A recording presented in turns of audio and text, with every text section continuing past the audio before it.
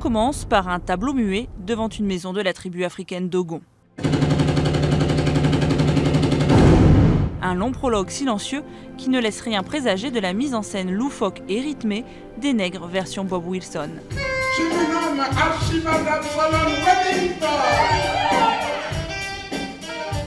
Le célèbre plasticien et metteur en scène américain s'attaque à sa manière à la pièce de Jean Genet, Les Nègres, publiée en 1948.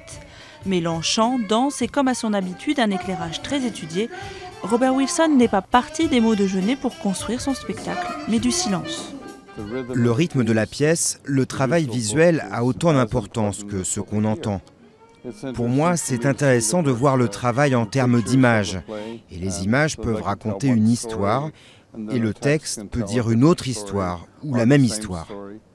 L'histoire des Nègres, c'est une mise en abîme du théâtre dans le théâtre où des comédiens noirs interprètent le meurtre d'une blanche pour un public de blancs.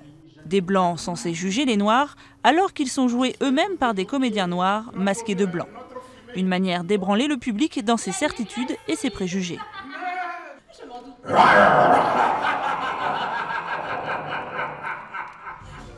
Tantôt chanteurs, tantôt danseurs, les 13 comédiens ont dû apprendre à travailler ce texte abrupt à la manière de Bob Wilson.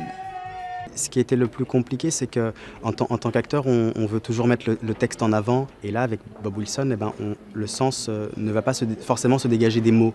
Donc forcément, on bataille un peu en tant qu'acteur à vouloir raconter quelque chose qui se dit dans les mots. Mais en fait, dans le travail de Bob Wilson, c'est pas là que se situent les vraies situations et la vraie poésie en fait.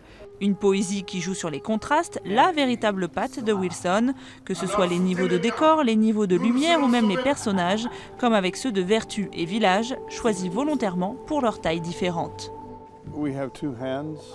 Nous avons 2 mains, mais un seul corps. Nous avons 2 hémisphères dans le cerveau, mais un seul esprit. C'est une sorte de yin et de yang, de noir et de blanc. Interpeller et déstabiliser le public, mission remplie pour l'Américain. La pièce, elle, investit le théâtre de l'Odéon à Paris pendant près de 2 mois.